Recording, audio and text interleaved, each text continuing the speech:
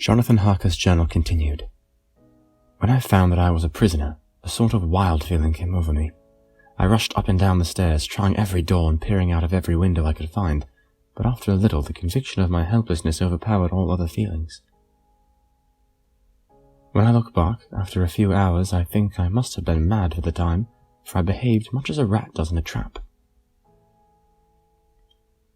When, however, the conviction had come to me that I was helpless, I sat down quietly as I have ever done anything in my life, and began to think over what was best to be done. I am thinking still, and as yet have come to no definite conclusion. Of one thing only I am certain, that it is no use making my ideas known to the Count. He knows well that I am imprisoned as he has done it himself. He knows well that I am imprisoned, and as he has done it himself, and has doubtless his own motives for it, he would only deceive me if I trusted him fully with the facts.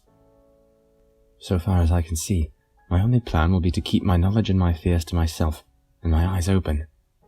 I am, I know, either being deceived like a baby by my own fears, or else I am in desperate straits, and if the latter be so, I need and shall need all my brains to get through. I had hardly come to this conclusion when I heard the great door shut below, and knew the Count had returned. He did not come at once to the library, so I went cautiously to my own room, and found him making the bed. This was odd, but only confirmed what I had all along thought, that there are no servants in the house. When later I saw him through the chink of the hinges of the door laying the table in the dining room, I was assured of it. For if he does himself all these menial offices, surely it is proof that there is no one else in the castle. It must have been the Count himself who was the driver of the coach that brought me here. This is a terrible thought, for if so, what does it mean? That he could control the wolves as he did, by only holding up his hand for silence? How was it that all the people at Bistritz and on the coach had some terrible fear for me? What meant the giving of the crucifix, of the garlic, of the wild rose of the mountain ash? Bless that good woman who hung the crucifix round my neck, for it is a comfort and a strength to me whenever I touch it. It is odd that a thing which I have been taught to regard with disfavour, and as idolatrous, should in the time of loneliness and trouble be of help. Is it that there is something in the essence of the thing itself, or that it is a medium, a tangible help, in conveying memories of sympathy and comfort? Some time, if it may be, I must examine this matter and try to make up my mind about it. In the meantime, I must find out all I can about Count Dracula, as it may help me to understand. Tonight he may talk of himself if I turn the conversation that way. I must be very careful, however, not to awake his suspicion. Midnight. I have had a long talk with the Count. I asked him a few questions on Transylvania history, and he warmed up to the subject wonderfully. In his speaking of things and people, and especially of battles, he spoke as if he had been present at them all. This he afterwards explained by saying to a boyar the pride of his house and name is his own pride, that their glory is his glory, that their fate is his fate. Whenever he spoke of his house, he always said we, and spoke almost in the plural, like a king speaking. I wish I could put down all he said exactly as he said it, for to me it was most fascinating. It seemed to have in it a whole history of the country. He grew excited as he spoke, and walked about the room pulling his great white moustache and grasping anything on which he laid his hands as though he would crush it by main strength. One thing he said, which I shall put down nearly as I can, for it tells in its way the story of his race. We the Kellys have a right to be proud, for in our veins flows the blood of many brave races who fought as the lion fights for lordship. Here, in the whirlpool of the European races, the Ugric tribe bore down from Iceland the fighting spirit which Thor and Odin gave them, which their berserkers displayed to such fell intent on the seaboards of Europe, aye, and of Asia and Africa too, till the peoples thought as the werewolves themselves had come. Here too, when they came, they found the Huns, whose warlike fury had swept the earth like a living flame, till the dying peoples held that in their veins ran the blood of those old witches, who, expelled from Scythia, had mated with the devils in the desert. Fools, fools! What devil or what witch was ever so great as Attila, whose blood is in these veins? He held up his arms. Is it a wonder that we were a conquering race? That we were proud? That when the Magyar, the Lombard, the Avar, the Bulgar, the Turk poured his thousands on our frontiers, we drove them back? Is it strange that when Arpad and his legions swept through the Hungarian fatherland, he fought us here when he reached the frontier? That the hunt for Glarus was completed there, and when the Hungarian flood swept eastward, the Zekelis were claimed as kindred by the victorious Magyars, and to us for centuries was trusted the guarding of the frontier of Turkeyland. Aye, and more than that, endless duty of the frontier guard, for as the Turks say, water sleeps and the enemy is sleepless. Who more gladly than we, throughout the four nations, receives a bloody sword, or at its warlike call flocked quiver to the standard of our king? Then was redeemed that great shame of my nation, the shame of Kosova, when the flags of Wallach and the Magyar went down beneath the crescent.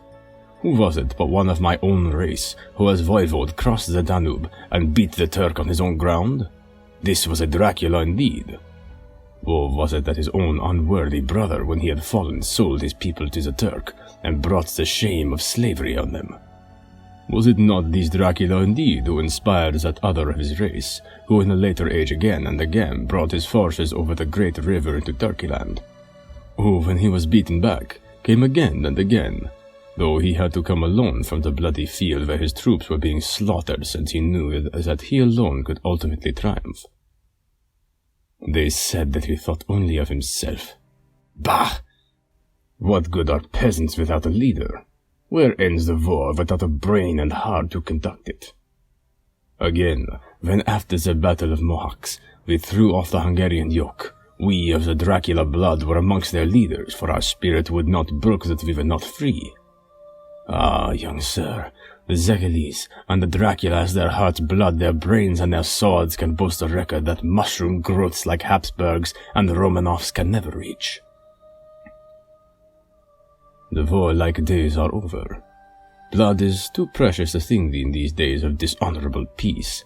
The glories of the great races are as a tale that is told. It was by this time close on morning, and we went to bed. Memo, this diary seems horribly like the beginning of an Arabian Nights for everything that has to break off at cockcrow, or like the ghost of Hamlet's father. 12th of May. Let me begin with facts. Bare, meagre facts, verified by books and figures, and of which there can be no doubt. I must not confuse them with experiences which will have to rest on my own observation, or my memory of them. Last evening, when the Count came from his room, he began asking me questions on legal matters, and on the doing of certain kinds of business. I had spent the day wearily over books, and simply to keep my mind occupied, went over some of the matters I had been examined in at Lincoln's Inn. There was a certain method in the Count's inquiries, so I shall try to put them down in sequence. The knowledge may somehow or sometime be useful to me. First, he asked if a man in England might have 2 solicitors or more. I told him he might have a dozen if he wished, but that it would not be wise to have more than 1 solicitor engaged in one transaction, as only one could act at a time, and that a change would be certain to militate against his interest. He seemed thoroughly to understand, and went on to ask if there would be any practical difficulty in having one man to attend, say, to banking, and another to look after shipping, in case local help were needed in a place far from home of the banking solicitor. I asked to explain more fully, so that I might not by any chance mislead him. So he said, I shall illustrate. Your friend and mine, Mr. Peter Hawkins, from under the shadow of your beautiful cathedral at Exeter, which is far from London, buys for me through your good self my place at London. Good. Now here let me say frankly, lest you should think it strange that I have sought the services of one so far off from London instead of someone resident there, that my motive was that no local interest might be served save my wish only, and as one of London residents might, perhaps, have some purpose of himself or friend to serve. I went thus afield to seek my agent, whose labour should only be to my interest. Now suppose I, who have much affairs, wish to ship goods, say to Newcastle or Durham or Harwich or Dover. Might it not be that it could with more ease be done by consigning to one in those parts? I answered that certainly it would be most easy, but that we solicitors had a system of agency one for another, so that local work could be done locally on instruction from any solicitor, so that the client, simply placing himself in the hands of one man, could have his wishes carried out by him without further trouble. But, said he, I could be at liberty to direct myself, is it not so? Of course, I replied, and such is often done by men of business who do not like the whole of their affairs to be known by any one person. Good, he said, and then went on to ask about the means of making consignments and the forms to be gone through and all of the sorts of difficulties which might arise, but by forethought could be guarded against. I explained all these things to him to the best of my ability, and he certainly left me under the impression that he would have made a wonderful solicitor, for there was nothing that he did not think of or foresee. For a man who was never in the country, and who did not evidently do much in the way of business, his knowledge and acumen were wonderful. When he had satisfied himself on these points of which he had spoken, and I had verified all as well as I could by the books available, he suddenly stood up and said, Have you written since your first letter to our friend, Peter Hawkins, or to any other? It was with some bitterness in my heart that I answered that I had not, but as yet I had not seen any opportunity of sending letters to anybody. Then write now, my young friend, he said, laying a heavy hand on my shoulder. Write to our friend and to any other and say, if it will please you, that you shall stay with me until a month from now. Do you wish me to stay for so long? I asked, for my heart grew cold at the thought. I desire it much. Nay, I will take no refusal. When your master, employer, what you will, engaged that someone should come on his behalf, it was understood that my needs only were to be consulted. I have not stinted. Is it not so? What could I do but bow acceptance? It was Mr. Hawkins' interest, not mine, and I had to think of him, not myself. And besides, while Count Dracula was speaking, there was that in his eyes and in his bearing which made me remember that I was a prisoner, and that if I wished it I could have no choice. The Count saw his victory in my bow, and his mastery in the trouble of my face, for he began at once to use them, but in his own smooth, resistless way.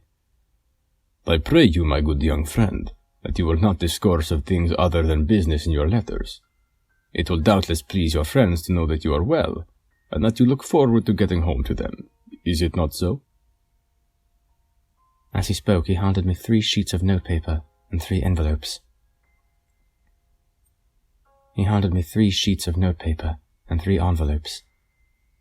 They were all of the thinnest foreign post, and looking at them, then at him, and noticing his quiet smile with the sharp canine teeth lying over the red underlip, I understood as well as if it had been spoken that I should be more careful what I wrote, for he would be able to read it. So I determined to write only formal notes now, but to write fully to Mr. Hawkins in secret, and also to Mina, for to her I could write shorthand, which would puzzle the Count, if he did see it.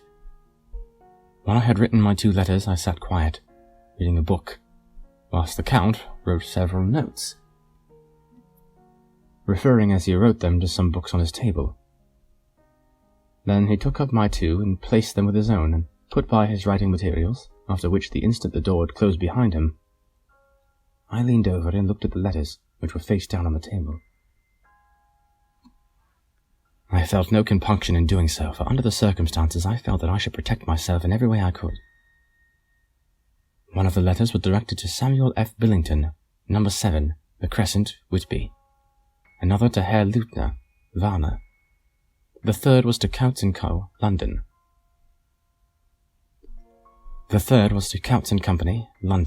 And the fourth to Herren Klopstock and Bilrith, Bankers, Budapest. The second and fourth were unsealed. I was just about to look at them when I saw the door handle move. I sank back in my seat, having just had time to resume my book before the Count, holding still another letter in his hand, entered the room. He took up the letters on the table and stamped them carefully, and then turning to me said, I trust you will forgive me, but I have much work to do in private this evening. You will, I hope, find all things as you wish.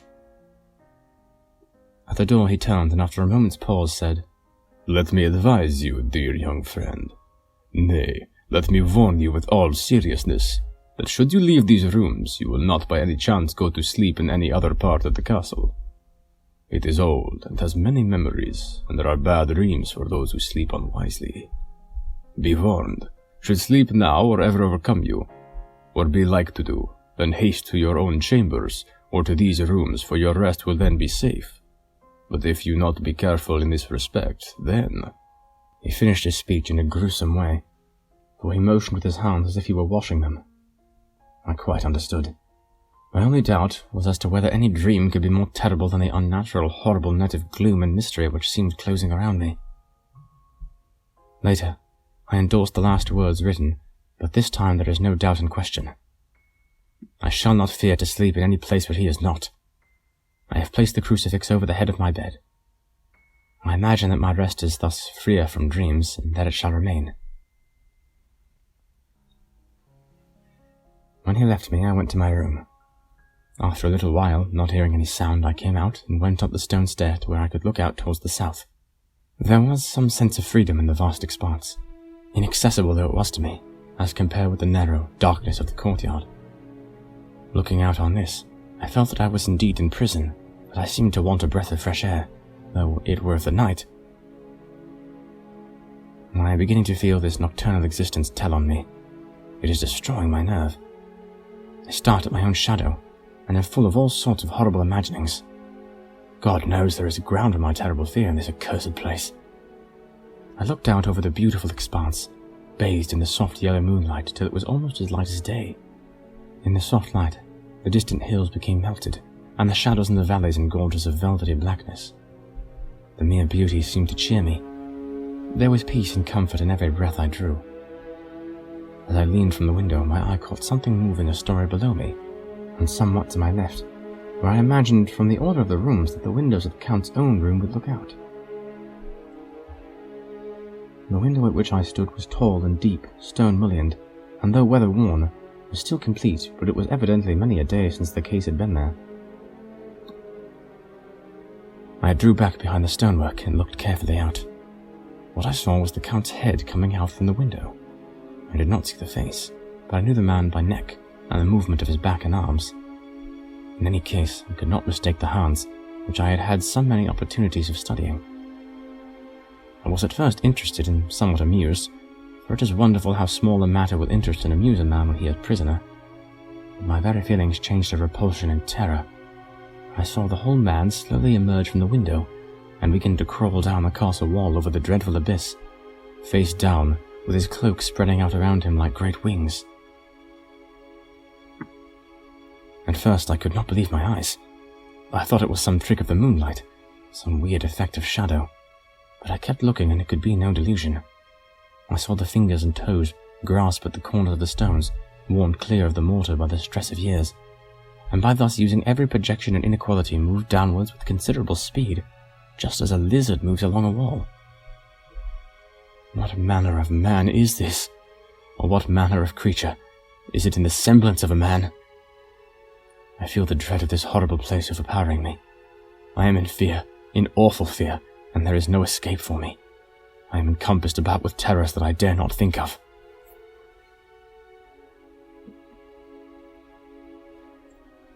15th of May. Once more I have seen the Count go out in his lizard fashion. He moved downwards in a sidelong way some 100 feet down and made a good deal to the left. He vanished into some hole or window. When his head had disappeared, I leaned out to try and see him more, but without avail. The distance was too great to allow proper angle of sight.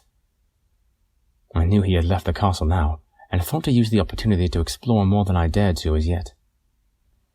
I went back to the room and, taking a lamp, tried all the doors. They were all locked, as I had expected, and the locks were comparatively new. But I went down the stone stairs to the hall where I had entered originally. I found I could pull back the bolts easily enough and unhook the great chains. But the door was locked, the key was gone. That key must be in the Count's room. I must watch should his door be unlocked, so that I may get it and escape. I went on to make a thorough examination of the various stairs and passages, and to try the doors that opened from them. 1 or 2 small rooms near the hall were open, but there was nothing to see in them except old furniture, dusty with age and moth-eaten. At last, however, I found one door at the top of the stairway which, though it seemed locked, gave a little under pressure. I tried it harder, and found that it was not really locked, but that the resistance came from the fact that the hinges had fallen somewhat, and the heavy door rested on the floor. Here was an opportunity, which I might not have again, so I exerted myself, and with many efforts forced it back so that I could enter. I was now in a wing of the castle further to the right than the rooms I knew, and a story lower down. From the windows, I could see that the suite of rooms lay along to the south of the castle, the windows of the end room looking out both west and south. On the latter side, as well as to the former, there was a great precipice. The castle was built on the corner of a great rock, so that on 3 sides it was quite impregnable, and great windows were placed here where sling or bow or culverin could not reach, and consequently, light and comfort, impossible to a position which had to be guarded, were secured. To the west was a great valley, and then, rising far away, great jagged mountain fastnesses, rising peak on peak, the sheer rock studded with mountain ash and thorn, whose roots clung in cracks and crevices and crannies of the stone. This was evidently the portion of the castle occupied by the ladies in bygone days, for the furniture had more an air of comfort than I had ever seen. The windows were curtainless, and the yellow moonlight, flooding in through the diamond panes, enabled one to see even colours, whilst it softened the wealth of dust which lay over all, and disguised in some measure the ravages of time and moth. My lamp seemed to be of little effect in the brilliant moonlight, but I was glad to have it with me, for there was a dread loneliness in the place which chilled the heart, and made my nerves tremble. Still, it was better than living alone in the rooms which I had come to hate from the presence of the Count, and after trying a little to school my nerves, I found a soft quietude come over me. Here I am, sitting at a little oak table where in old times possibly some fair lady sat to pen, with much thought and many blushes, her ill-spelt love letter, and writings in my diary in shorthand all that has happened since I closed it last. It is the 19th century up to date with a vengeance, and yet, unless my senses deceive me, the old centuries had and have powers of their own which mere modernity cannot kill. Later, the morning of 16th of May. God preserve my sanity, for to this I am reduced.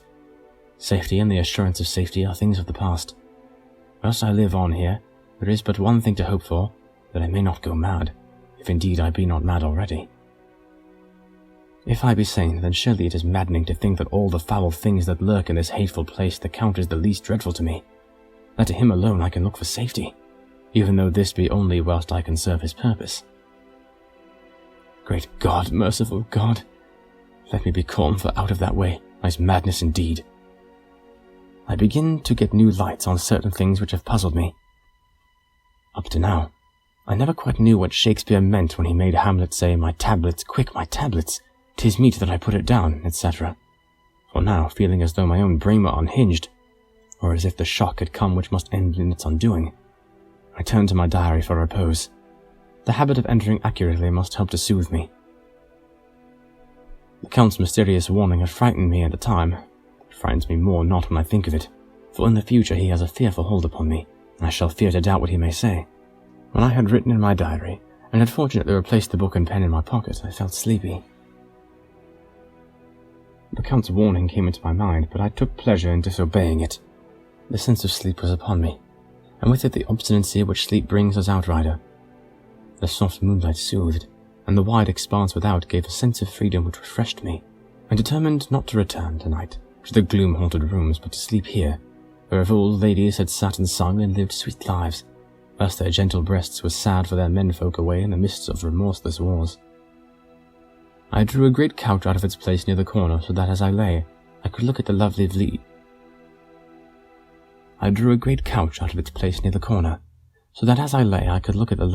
to the east and south, and, unthinking of and uncaring for the dust, compose myself for sleep. I suppose I must have fallen asleep, I hope so, but I fear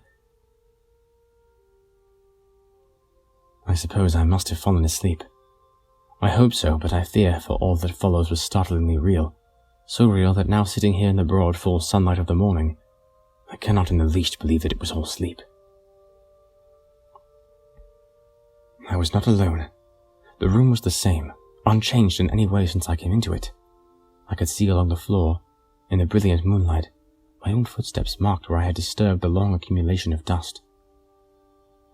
In the moonlight opposite to me were 3 young women, ladies by their dress and manner. I thought at the time that I must be dreaming when I saw them. They threw no shadow on the floor. They came close to me and looked at me for some time, and then whispered together. 2 were dark and had high aquiline noses like the Count, and great dark piercing eyes that seemed to be almost red when contrasted with the pale yellow moon.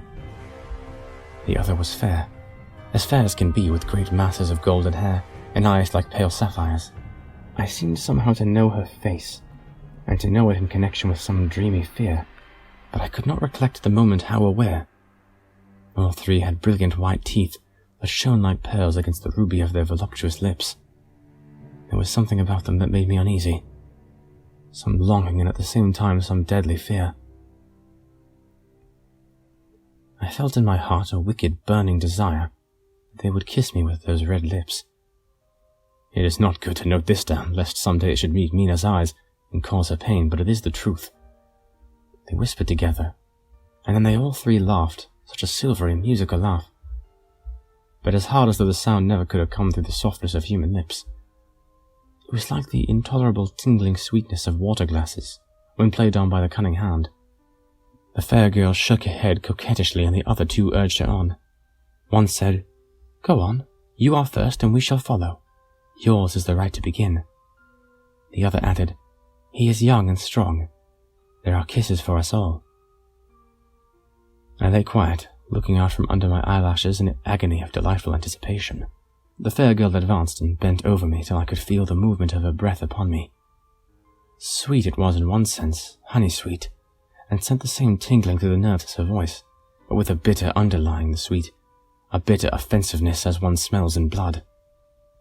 I was afraid to raise my eyelids, but looked out and saw perfectly under the lashes. The girl went on her knees and bent over me, simply gloating. There was a deliberate voluptuousness which was both thrilling and repulsive, and as she arched her neck she actually licked her lips like an animal, till I could see in the moonlight the moisture shining on the scarlet lips and on the red tongue as it lapped the white sharp teeth. Lower and lower went her head, as the lips went below the range of my mouth and chin, and seemed to fasten on my throat. Then she paused, and I could hear the churning sound of her tongue as it licked her teeth and lips, and I could feel the hot breath on my neck. Then the skin of my throat began to tingle, as one's flesh does when the hand that is to tickle it approaches nearer, nearer. I could feel the soft, shivering touch of the lips on the super-sensitive skin of my throat, and the hard dents of 2 sharp teeth, just touching and pausing there. I closed my eyes in a languorous ecstasy and waited with beating heart. But at that instant, another sensation swept through me as quick as lightning. I was conscious of the presence of the Count, and of his being as if lapped in a storm of fury. As my eyes opened involuntarily, I saw his strong hand grasp the slender neck of the fair woman, and with giant power draw it back, the blue eyes transformed with fury, the white teeth champing with rage, and the fair cheeks blazing red with passion. But the Count... Never did I imagine such wrath and fury, even to the demons of the pit. His eyes were positively blazing. The red light in them was lurid, as if the flames of hellfire blazed behind them. His face was deathly pale, and the lines of it were hard like drawn wires. The thick eyebrows that met over the nose now seemed like a heaving bar of white-hot metal. With a fierce sweep of his arm, he hurled the woman from him, and then motioned to the others as though he were beating them back.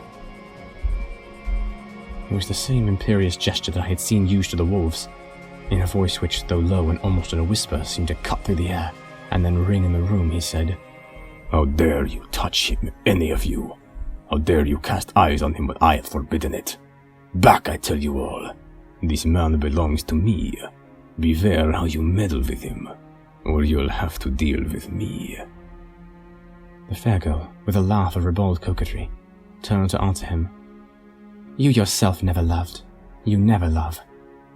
On this the other women joined, and such a mirthless, hard, soulless laughter rang through the room that it almost made me faint to hear. It seemed like the pleasure of fiends. Then the Count turned, after looking at my face attentively, and said in a soft whisper, "Yes, I too can love. You yourselves can tell it from the past. Is it not so? Well, now I promise you that when I am done with him, you shall kiss him at your will. Now go! Go! I must awaken him, for there is work to be done. Are we to have nothing tonight? Said one of them with a low laugh as she pointed to the bag which he had thrown upon the floor, and which moved as though there was some living thing within it. For answer, he nodded his head. One of the women jumped forward and opened it. If my ears did not deceive me, there was a gasp and a low wail, as of a half-smothered child. The women closed round, whilst I was aghast with horror, but as I looked they disappeared, and with them the dreadful bag. There was no door near them, and they could not have passed me without my noticing. They simply seemed to fade into the rays of the moonlight, and pass out through the window, for I could see outside the dim, shadowy forms for a moment before they entirely faded away. Then the horror overcame me, and I sank down, unconscious.